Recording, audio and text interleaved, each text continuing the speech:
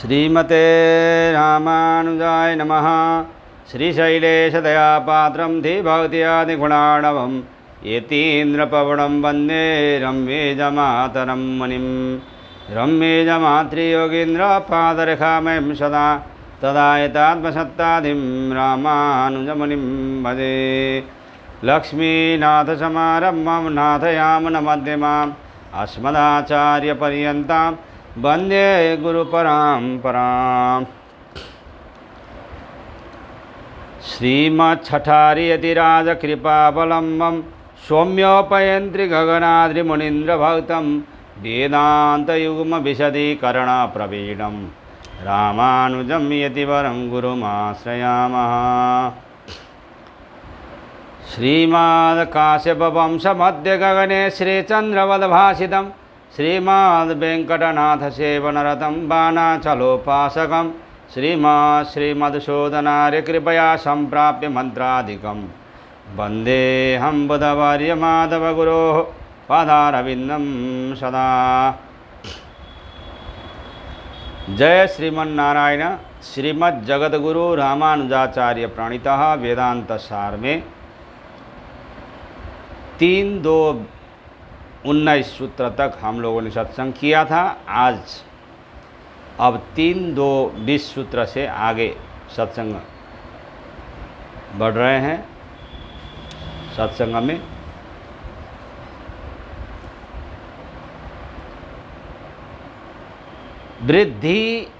वृद्धि ह्रास भाक्त्वमन्तर्भावदु भय सामंजस्यादेवं दर्शनाच्च। 3-2-20 नेति वर्तते नैवं पृथिव्यादि स्वन्तर्भावात् परस्य तद्गत वृद्धि ह्रास भाक्त्वमात्रं दृष्टान्तेन निवर्त्यते इत्युभय दृष्टान्तो पादान सामंजस्या दवगम्यते आकाशमेकं हि यथा इति वस्तुतः स्थितमाकाशं वस्तुतो न वस्थितञ्च सूर्यकमुभय मुपादत्ते अनवस्थितस्य यथा न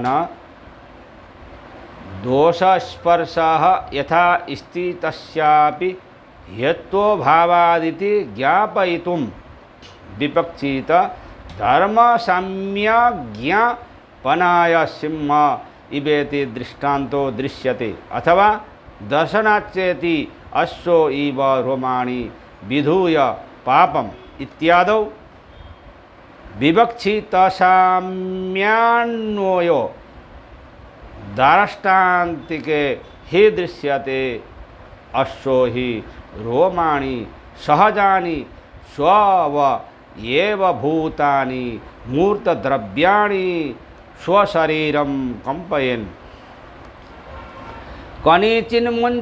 मुञ्चति आत्मा तु स्वयं कदाचिदनुष्ठितानि क्षणध्वंसितया विनष्टानि कर्माणि भवद प्रीतिकाराणीति भगवता स्वाप्रीति कृत दुखानि दातुं प्रवृत्तेन उपासना प्रीति कृतानुग्रहान् निवर्तितानीति तत्संपर्काभाव मनुसंदधाति। अंतर्भावात् पृथ्वी आदि विकार पदार्थों में परमात्मा के अवस्थान मात्र में से वृद्धि ह्रास भाक्त्यम परमात्मा विकारभूत वस्तु के अनुरूप वृद्धि और ह्रास होना न संभव नहीं होता। अर्थात वैसा मानना ठीक नहीं है, क्योंकि उभय सामंजस्यात् श्रुतियों में ब्रह्म के लिए घटाकाश मठाकाश का दृष्टांत भी दिया गया है तथा जलाधारागत सूर्यात्मक दृष्टांत दिया गया है।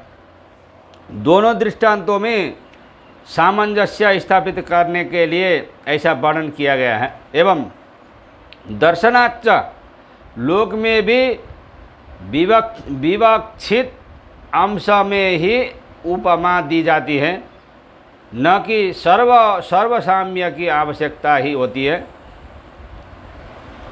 पूर्व सूत्र से न कि अनुवृत्ति आती है, पूर्व सूत्र में की गई शंका उचित नहीं है, क्योंकि उपमा उपमेय वस्तु के किसी एक अंश की समानता को लेकर दी जाती है। पूर्णतया दोनों की समानता हो जाए तो वह उपमा ही नहीं कही जाएगी। अभी तो वास्तविक वर्णन हो जाएगा।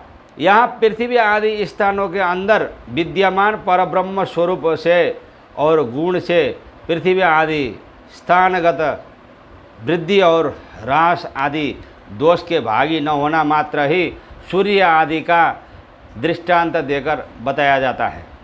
श्रुति में प्रदत्त आकाशमेवं ही यथा घटादिषु पृथक भवेत्, परमात्मा घटाकाश की तरह पृथक नहीं है। और जलाधारे स्वीवाम सुमान, जलाधार तालाब आदि में सूर्य बिंब की तरह है।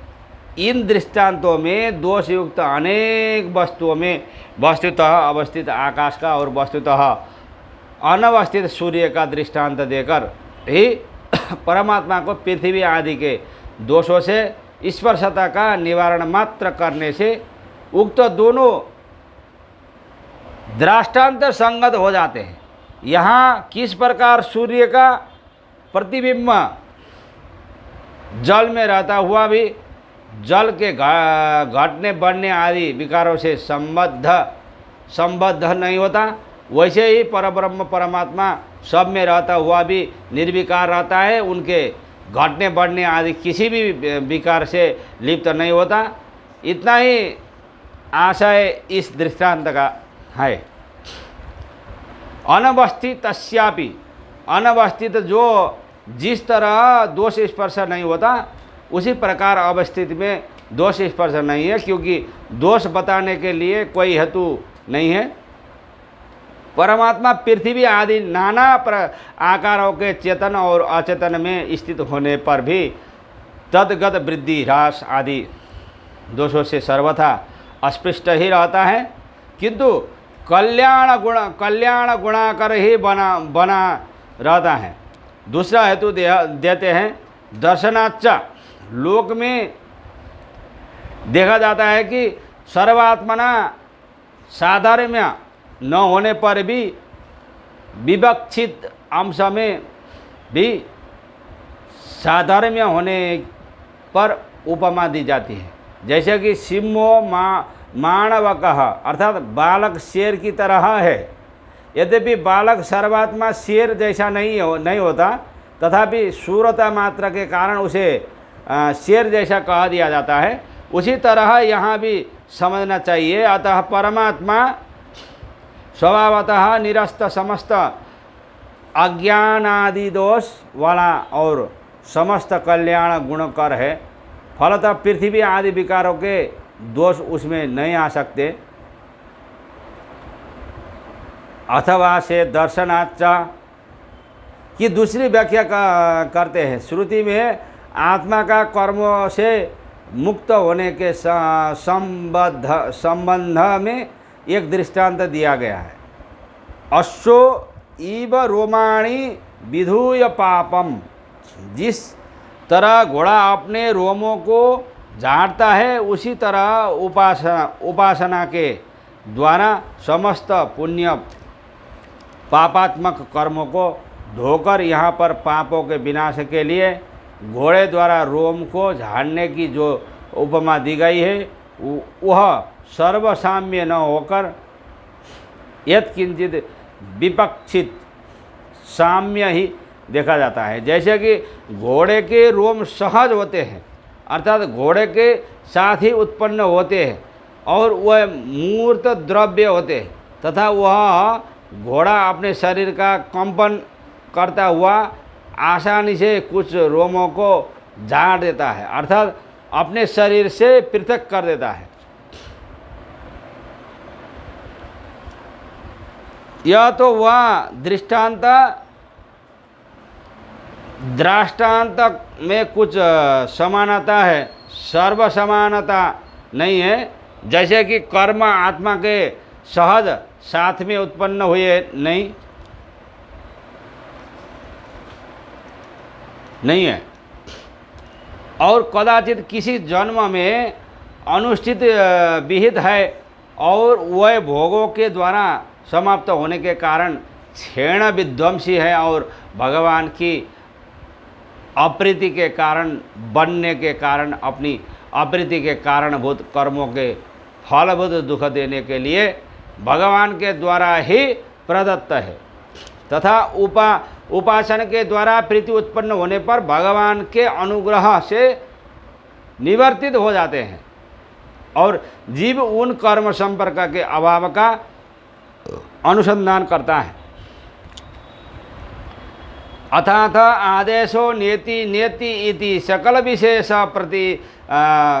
प्रतिषेधा अन्नो भयालिंग मित्यद आह।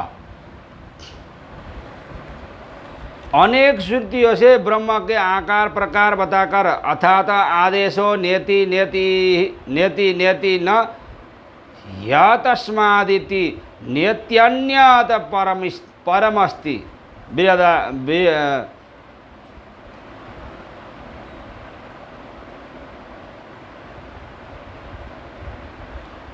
बृहदारण्यकोपनिषद के से कहा गया कि आदेश ब्रह्म ऐसा नहीं है, ऐसा नहीं है।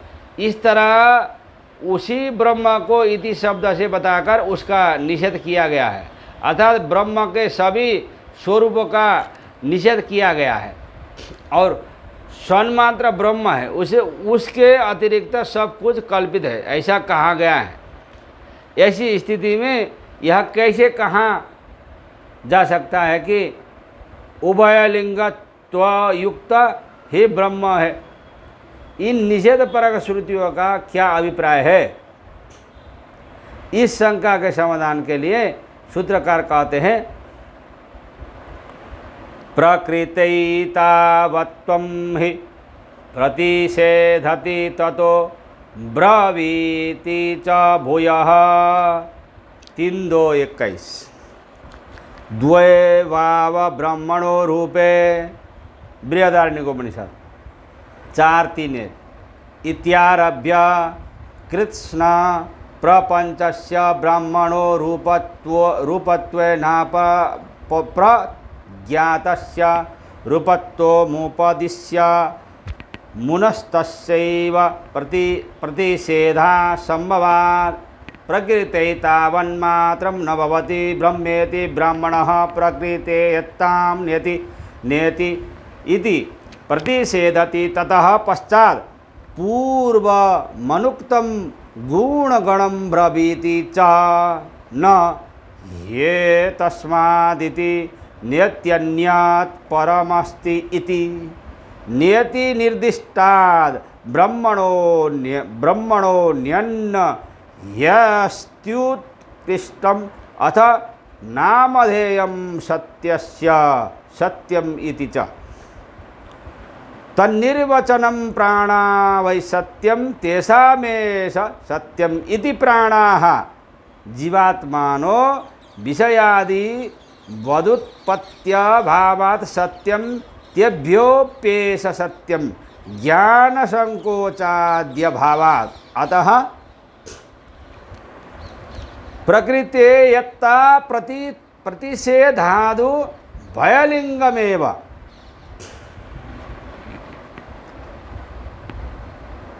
ही क्योंकि प्रकृति तावत्वम मूर्त और अमूर्त रूप में पूर्व प्रकरण से जो ब्रह्म की विशेषता बताई गई है उसकी यत्ता इतना मात्र होना का ही प्रतिषेधति नेति नेति श्रुति निषेध करती है, न कि ब्रह्म के विशेषों का निषेध करती है। और तो ततो भूयः पूर्वोक्त गुणों के अतिरिक्त अधिक गुणों से युक्त होने की बात भी ब्रवीति च न हेतस्मादिति इत्यादि श्रुति ही प्रतिपादित करती है। द्वैवाव ब्रह्मणो रूपे मूर्तम चैवा मूर्तं च।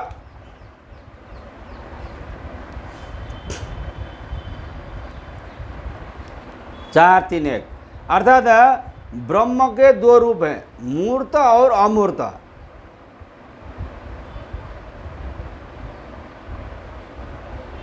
मूर्त और अमूर्त यहाँ से प्रारंभ करके समस्त स्थूल सूक्ष्म रूप प्रपंच ब्रह्म का रूप बताकर तस्य हैतस्य पुरुषस्य रूपम यथा महारजनम वासः ब्री 4, 3, 6 श्रुति से ब्रह्म के आकार प्रकार बताकर अर्थात आदेशो नेति नेति न यतस्मादिति नित्यन्यत परमस्ति ब्री 4, 3, 6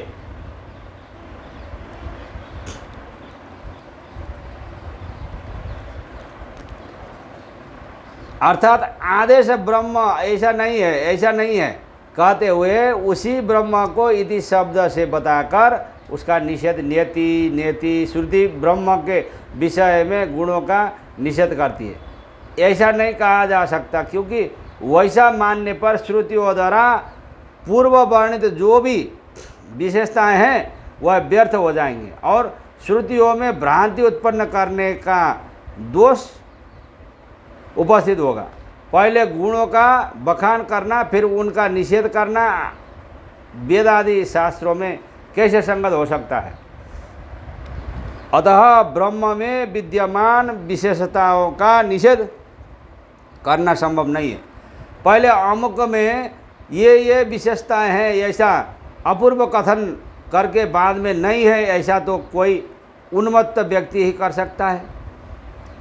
श्रुतियाँ व्यर्थ जल्पित नहीं है। बृहदारण्यकोपनिषद में ब्रह्म के मूर्त और अमूर्त दो रूप बताकर प्रकरण का आरंभ किया गया है।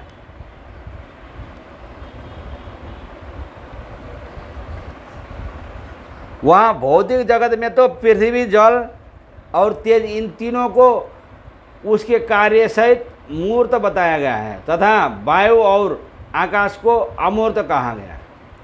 सूत्रकार कहते हैं कि इस तरह नेति नेति श्रुति के द्वारा ब्रह्म के प्रकरण में बताए गए लक्षण और विशेषणों की इयत्ता का निषेध करके आगे पुनः ब्रह्म के ही और विशेष गुण बताते हैं।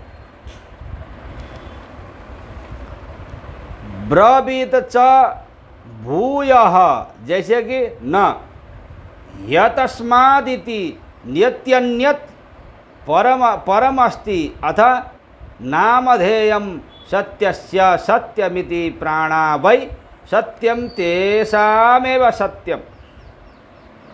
बृहदारण्यकोपनिषद 4, 3 से अर्थात जो नेति नेति से प्रतिपादित किया गया है उस ब्रह्म से पर कोई वस्तु नहीं है। ब्रह्म से दूसरा कोई उससे स्वरूपतः और गुणतः उत्कृष्ट वस्तु नहीं है। उस ब्रह्म का सत्य नाम है अर्थात सत्य ही उसका निर्वचन है। प्राण शब्द से अभिहित प्राण सहचारी जीव भी सत्य है, क्योंकि जीव आकाश आदि की तरह परिणामी नहीं है। उन सत्य जीवों से भी परमात्मा परम सत्य है। इत्यादि जीवों में तो कर्मानुगुण ज्ञान का संकोच और विकास होता रहता है, किंतु अपहत पापमा परम पुरुष में ज्ञान का संकोच और विकास नहीं होता, अतएव वह परम सत्य है। इस तरह वाक्य से वर्णित गुणों की इयता नहीं है।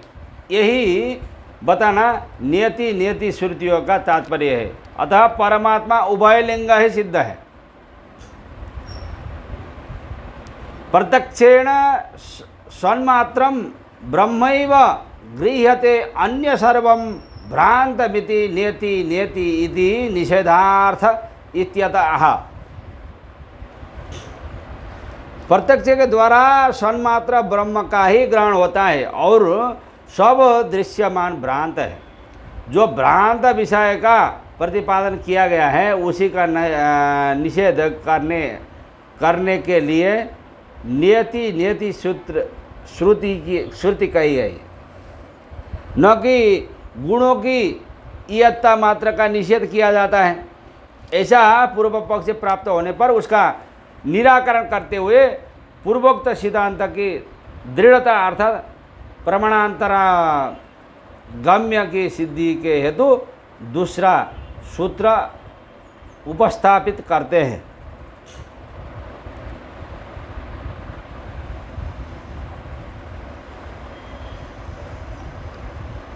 आज के लिए इतना ही। जय श्रीमन नारायण। श्रीमन्नारायण नारायण गोविंद गोविंद हरि गोविंद। लक्ष्मी नारायण नारायण गोविंद गोविंद हरि गोविंद।